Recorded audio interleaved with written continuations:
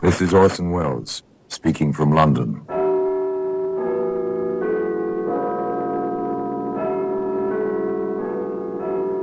The Black Museum, a repository of death. Here in the grim stone structure on the Thames, which houses Scotland Yard, is a warehouse of homicide, where everyday objects, a milk bottle, a woman's hairnet, a bit of fly paper, all are touched by murder.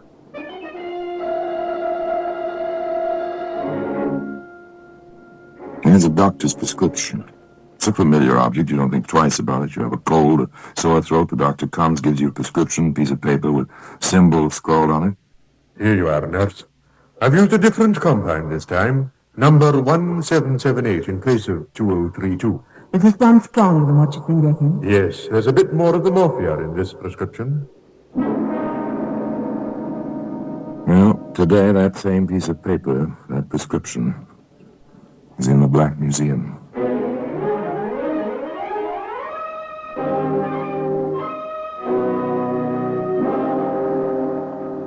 From the annals of the Criminal Investigation Department of the London Police, we bring you the dramatic stories of the crimes recorded by the object in Scotland Yard's Gallery of Death, the Black Museum. Now, the Black Museum, starring Orson Wells.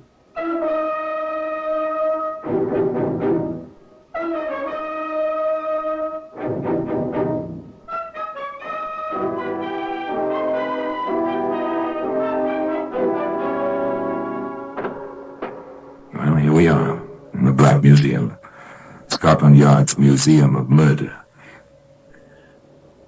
These objects all around represent the final distillation of that most final act of all, the taking of a human life by another human being. Here lies death. In serried, ordered ranks, the things of which death is made lie here, quiescent now at once so vile, so unavoidable, so inevitably complete. It's a stiletto, thing of cruel beauty, a jewel scabbard. No blood sullied this stiletto blade ever, but this was the arrow, the pointing finger, which led to death by the hangman's rope. Yes, and here's the prescription, scrawled almost unintelligible, in a traditional corkscrew of a doctor's penmanship, and marked in the chemist's writing, filled. Ironic, but true. Almost as ironic as the beginning of the story, because the beginning is an errand of affection, of kindly care. You see, John Begley was a nephew and cousin who did his best for his family. And so, if you don't mind, Miss Smith, I want to be certain that my aunt, she's well past 80, you see, and my cousin will have the best of care. I understand perfectly, Mr. Begley. I've been taking care of patients in my house now for almost 5 years. I can show you letters of reference, but I prefer it if you inspected my house first. That way... To May Smith, a routine call, a routine inspection. To John Begley, a matter of some importance, but apparently Mr. Begley was quite satisfied with what he saw. I must say, Miss Smith, you do well by your patients. I'm a nurse, sir, and I've dedicated myself to the proper care of the sick. Oh, to be congratulated. May I ask what the charges will be? Your aunt is, I take it, a hopeless invalid. And has been for a good many years. My cousin June has a progressive nervous disorder. Sometimes she's quite completely paralyzed. Then she has remissions. Oh, I see. Would it be multiple sclerosis? I think that's the name of it. In any case, she can care for her own needs to a great extent, except when she has these seizures. Would £15 per week for each of them be within their means, with board and so on included? Oh, yes, they have means. You see, my uncle, by marriage, that is, Mr. Dawson, he left them a comfortable income. No problems there.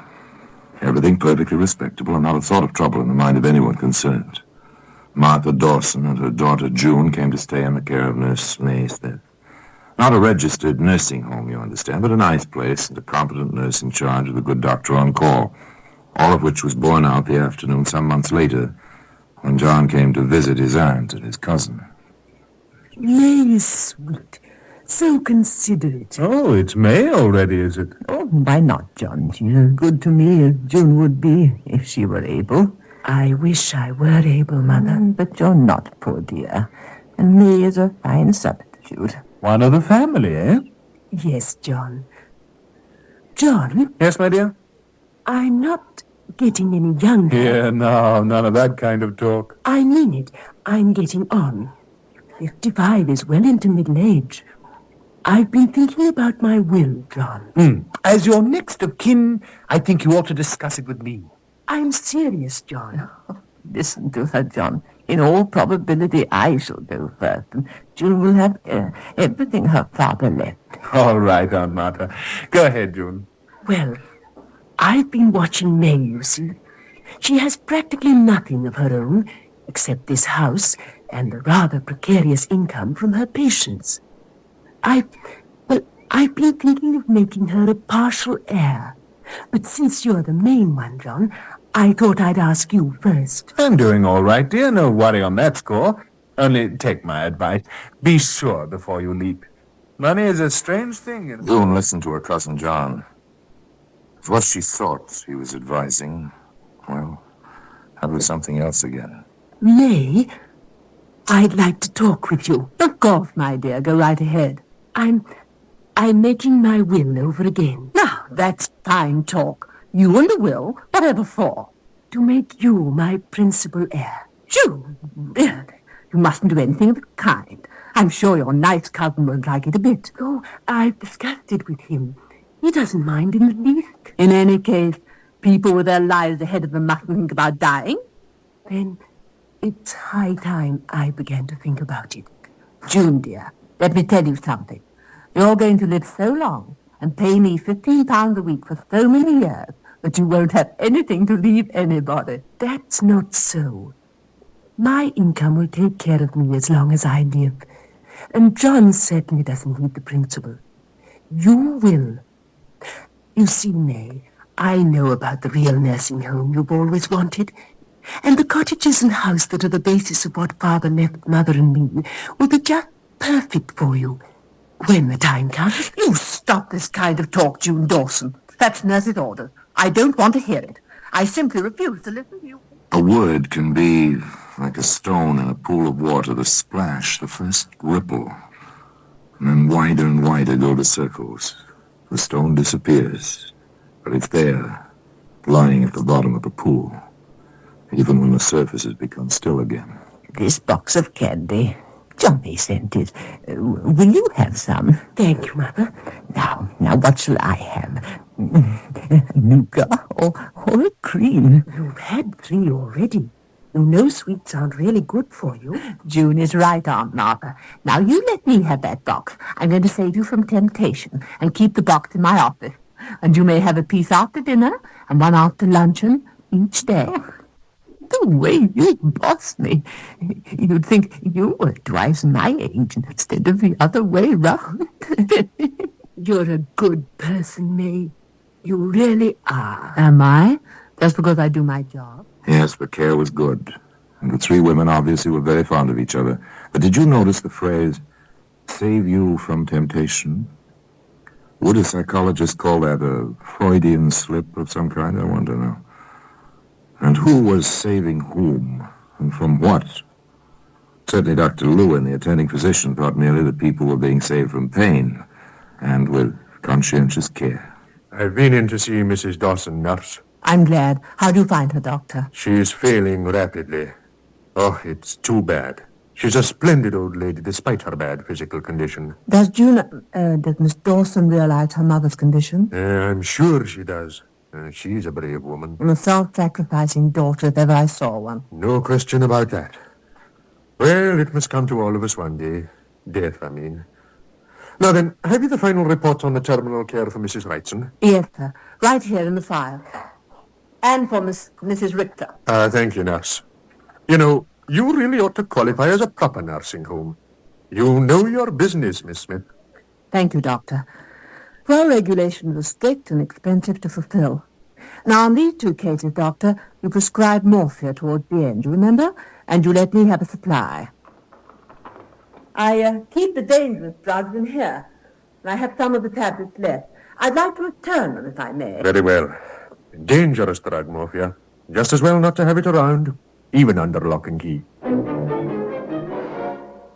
A dangerous drug. tempting.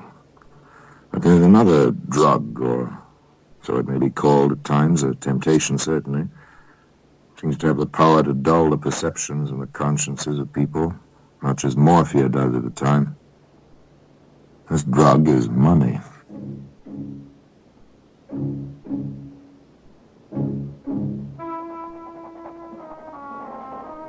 There it is. My will. Remade. Johnson, will you sign here, please? Yes, ma'am.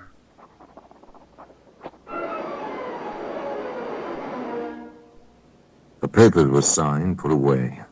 A will, an inheritance, a gesture from a grateful woman to a friend in need, that was all. An incident over, closed, with a period put to it as the pen stopped its scratching, as in a few weeks a heart stopped beating.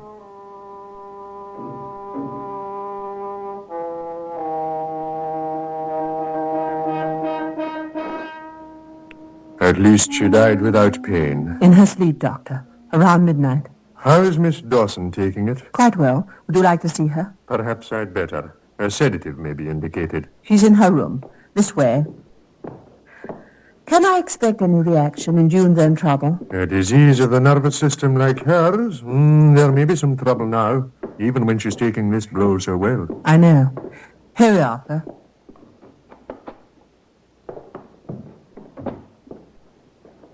Ah, Miss Dawson. May I express my sympathy? Thank you, Doctor. Mother suffered enough in this world. I pray she has peace in the next. I trust she will. Miss Smith is worried about you now. I do feel a bit upset. I hope I'm not going to have any after effects. Have you noticed any signs? My legs feel so heavy. That's usually a sign. And my fingertips on my right hand, they seem to have lost the sense of touch. Well, you just let me prescribe a sedative, my dear. With some sleep, you'll be fine. Even when we expect something like this, it's still a shock. There we are, nurse. Thank you, Doctor. Now you lie down, June. As Doctor said, even when you expect something, it's still a shock. Yes, a shock indeed. Perhaps not unconnected with a piece of paper, a prescription, which can be seen today in the Black Museum.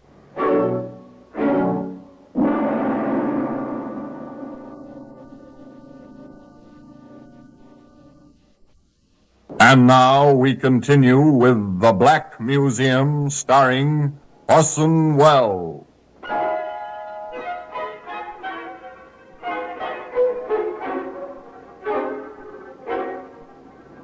The words they use are polite. Terminal care. They carry many connotations. An end to pain. An easing off from weary illness. A quiet kind of death. However, they do not mean a helping hand to death.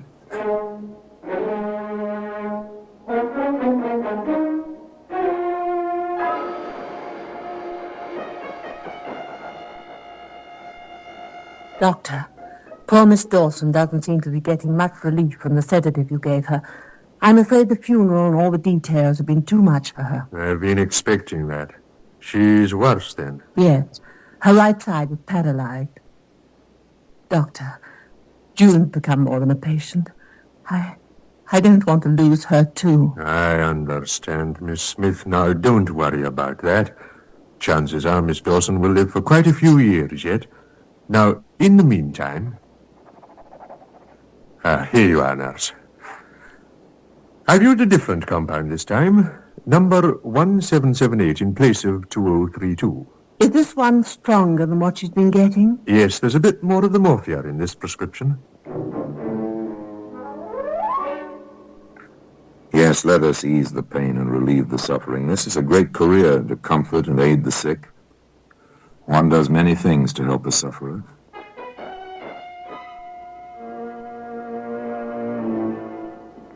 Dr. Lewin, Miss Dawson has asked a peculiar question. I don't like it. What is it? She wants to know how one can be cremated. Oh, she's thinking about that, is she? Well, she hates her body. I think she wants to feel it will be completely destroyed as soon as she is gone. Now, can't you get her mind off this? Well, I try. I've been spending as much time as I can with her, but she keeps coming back to that same question. I'll have to satisfy her, I'm afraid. Well, you tell her she can put the direction in her will if she has one, or she can leave a letter properly witnessed ordering disposal by cremation. Then, when she dies, whoever is left behind applies to the Registrar of Deaths for permission. The rest will be taken care of by a licensed mortician. Ugh. What thoughts on such a pleasant day? She seems so terribly depressed. What can I do, Doctor? And just do your best to keep her mind busy. June Dawson, depressed, half paralyzed, and facing several years of a kind of half-life. Not pleasant. No, definitely. Cousin John Begley was very upset about it. I don't like it, Miss Smith. June shows no improvement at all. I'm upset by it as much as anyone. Yes, I suppose you are. What do you mean by that, Mr. Begley, if I may ask? If she dies, no more £15 per week for you. I resent that, Mr. Begley. Yes, I suppose you should. Particularly since my cousin made that new will. Do you know its content? She hasn't disclosed them to me, but I can guess. Do you know them? I can't say I do. Wise of my cousin to keep her will a secret, particularly since her estate will be worth at least £4,000, if not more. A large amount of money and a small lie. Interesting combination. Of course, one can hardly blame this. It's not Cousin John's business what's in that will if June doesn't care to tell him. In any case, other events impend which will have a bearing on the matter.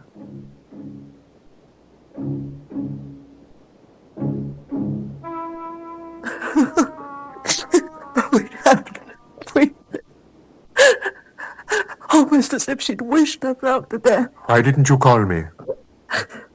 And it was 1 a.m. She seemed to be sleeping, except her breathing was peculiar. I tried to rouse her and she answered me. I left her. 215 Johnson, who was on the night desk this week, called me. She'd rung for help and I rushed in. She still had the cord in her hand. And she was... Well, it happens that way. Something gives up. This was a cerebral hemorrhage, as far as I can judge, without an autopsy. I'll state so on the death certificate. Very well, Doctor. Oh, I feel so ineffectual at the moment. You see, she was more than a patient. She was my friend. I understand. Now, you'll be all right in a day or so after the internment. Oh, Doctor. She wrote a letter, insisted on it, after I told her what you said. What I said? About the cremation. Oh, that. Oh, yes, I remember. Yes, very well. You'll need the form request to fill out. I'll send one over. Now, you can make it out, attach the letter, and take it to the registrar. He happens to be the health officer in Nottingham as well. Thank you. Now then, I'll make out the certificate. No problems. Just the grief over a lost friend. Make out the papers. Call in Johnson, the faithful servant. Johnson? Yes, miss? I have an errand for you. Dr. Lewin sent this form over. It's all filled out. I want you to take it to the health officer. You know where, don't you? Yes, of course, miss. And be sure you file this letter with it. Now, you remember witnessing Miss Dawson's signature on this letter, don't you? Oh, yes, of course I do. Johnson did as he was told. This was his job, no questions asked. However, the registrar at the health office did have a question or two. You work at this place for this Smith woman, do you? Yes, sir, I do. The form here says nursing home. Is that what it is? Oh, I suppose so, sir. Well, don't you know? There's only a few patients, and it's Smith's own house. Oh, one of those, I see. I thought there was no registered nursing home at that address. I happen to be in charge of those records myself. She never called it a nursing home before, sir. She always wants one, of course. Talks about it a lot. Says it costs a lot of money. Yes, it does. Will it be all right for me to tell her to go ahead with things now, sir? No, not just yet. I'll want to get confirmation of this cremation request from a relative, too, if possible. I imagine the family will claim the body. We'll tell your employer we'll be in touch with her. Strange, isn't it? An ambition, a desire so near fulfillment. And Nurse Smith fills out an official form as if the ambition had already been fulfilled. 2 words. Wheels begin to turn. Nurse Smith has an unexpected caller. You wanted to see me, sir? Yes. My name is Liggett, Inspector Liggett, Scotland Yard. Sit down, please, Inspector. Thank you. What can I do for you, Inspector? Did you know there's been a post-mortem on Miss June Dawson? No, I didn't. Who gave permission? Her next of kin, John Begley. Oh, You know him? he's been a visitor here. I see. The death certificate said cerebral hemorrhage. Dr. Lewin told me. Would you tell me the type of medication you gave the patient? I have the record book right here. Yes, here it is. Patient in pain in afternoon. Gave 2 tablets as prescribed by Dr. Lewin at 4 p.m. And here's the 8 p.m. entry. Usual dosage of sedative. What was in those tablets? Morphia. Dr. Lewin left them with me. 2 on September the 5th, 4 more on September the 12th. You'll find the entries in my drug book. And in the sedative? There was morphine in that, too. Dr. Lewin had prescribed an additional dose. He'd increased the compound. You seem to have all the facts. I keep careful records. But nevertheless, Miss Dawson died quite unexpectedly of a stroke. So the doctor certified. That is not in my problem. No. And the doctor made out the certificate without an autopsy. He's quite a competent physician. No doubt. But the fact remains that Miss Dawson did not die of a stroke, Miss Smith. No? May I ask? She died of an overdose of morphia. Quite a large overdose. So I'm afraid we shall have to take you in charge until further investigations have either cleared you or brought you to trial either for manslaughter or homicide.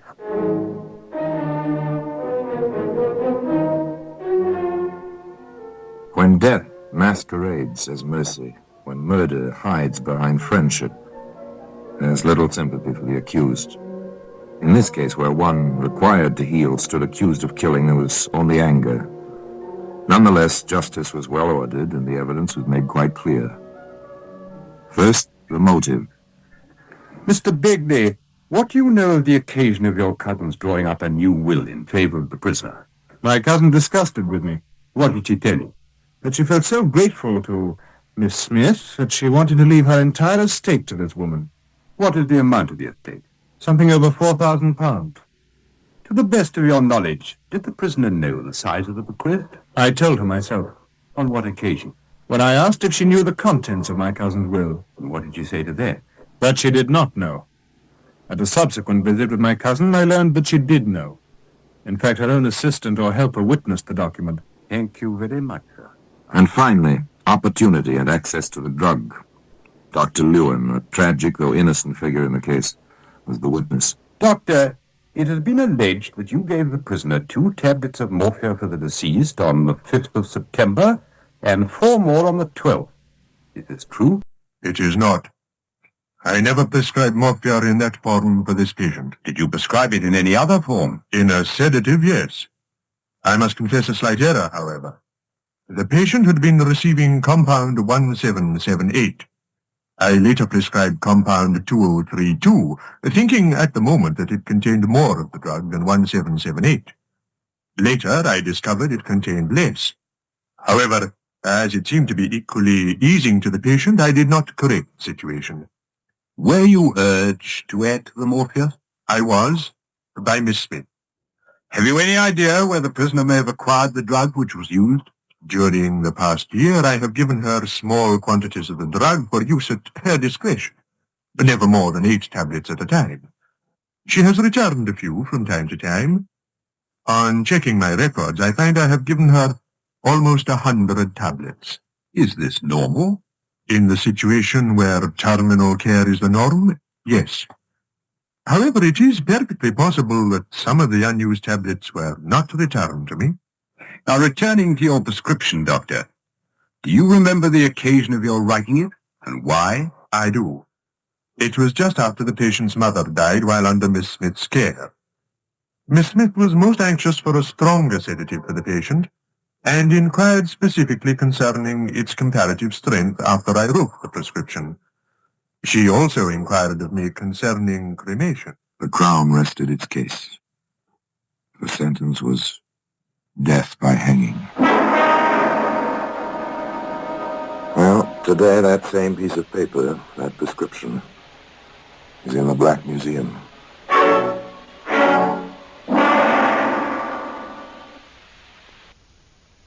And now, until next time, till we meet again in the same place, and I tell you another story of the Black Museum, I remain as always, obediently yours.